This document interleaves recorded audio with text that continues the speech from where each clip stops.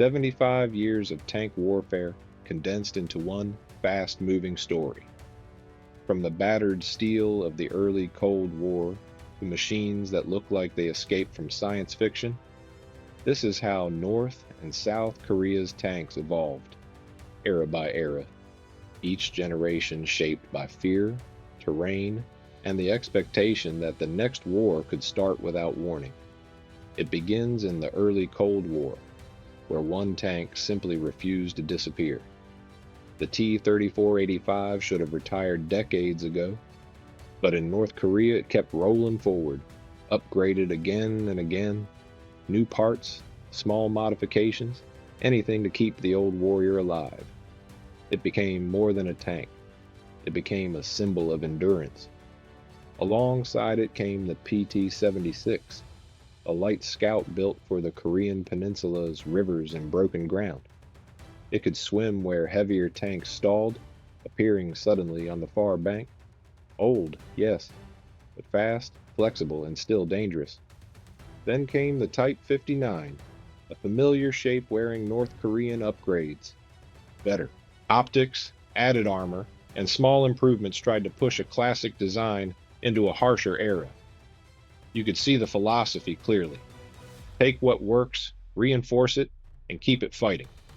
Meanwhile, in the South, the armored story began with a legend.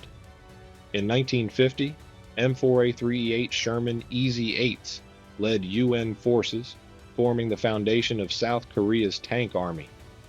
They were reliable, tough, and able to fight through narrow valleys and steep mountains where armor was never supposed to work. Soon after, the M47 Patton replaced older machines, bringing stronger protection and better tools to the front, turning the border into a long, tense line of steel. As the Cold War hardened, so did the tanks. North Korea adopted the T-62 as a mainstay. Big gun, solid armor, built for grinding durability. Then came a turning point, the Chonma-ho. This wasn't just another tank. It marked the beginning of local production. Even if the design borrowed heavily, it proved they could build heavy armor themselves. From there, lighter but harder hitting machines appeared, like the PT-85 Shinhung, designed to move quickly while still threatening heavier targets. South Korea answered with adaptation rather than imitation. The M48A5K took an aging American tank and transformed it into a mountain fighter, fitting it with a 105mm gun, improved sights, and systems suited for rough terrain. Then came the real break from the past. The XK-1 shattered the idea that Korea could only import tanks. It proved a domestic main battle tank was possible. That path led to the K-1, known as the 88 tank, compact, aggressive, and shaped for mountain warfare, becoming the core of South Korea's armored strength. When the Cold War ended, the tank race didn't slow. It shifted. North Korea explored faster, lighter designs like the M1990 light tank, built for rapid movement and surprise rather than brute force. At the same time, the Shanma line kept evolving. Shanma 5 introduced larger upgrades in firepower and protection. Shanma 214 added layered armor and bulk, signaling a push to keep pace with neighbors. Shanma 216 went further, bristling with secondary weapons and new systems, presenting itself as a tank ready for complex, modern fights. Then the designs changed again.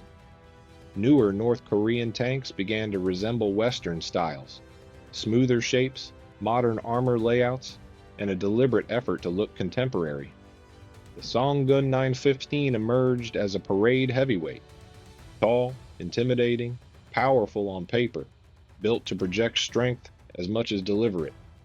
Later, models refined this direction, pushing toward what North Korea presented as its most advanced tanks yet. South Korea, meanwhile, focused less on appearance and more on capability. The K1A1 upgrade replaced the older gun with a powerful 120mm smoothbore, giving crews the firepower needed to defeat any northern heavy tank. Specialized support vehicles followed, fast, mobile platforms built to assist troops where full-size tanks couldn't easily go. Then came the leap into the modern age. Experimental platforms introduced advanced automation, improved suspension, and digital systems that changed how tanks fought. All of it led to the K2 Black Panther. This wasn't just a tank, it was a hunter. Adjustable suspension allowed it to kneel and tilt for terrain advantage. Hunter-killer systems let commanders search for targets while gunners engaged others. Speed, precision, and sensors replaced brute mass. But even that wasn't the end. The K2 PIP upgrades added active protection, designed to stop incoming missiles before impact. The idea was clear. Modern threats are too deadly for armor alone. The K2EX refined the platform for export, proving the design could evolve and adapt. The K2PL, built for Poland, showed something bigger. South Korea had become a global tank builder, capable of delivering top-tier armor tailored to another nation's needs. And beyond today lies tomorrow. The K3 concept hints at what's coming next. Lower profiles, stealth-influenced shapes, heavy automation, and a future where crews are more protected while machines fight with sensors, networks, and artificial intelligence. That's 75 years of tank warfare on the Korean Peninsula. From stubborn relics that refuse to die to digital predators built for the next battlefield. North Korea stretched old designs forward, stacking armor and weapons onto familiar frames. South Korea pushed toward advanced systems, crew survival, and battlefield awareness. Every tank tells a story, not just of steel and guns, but of fear, adaptation, and the belief that the next war will demand something entirely new.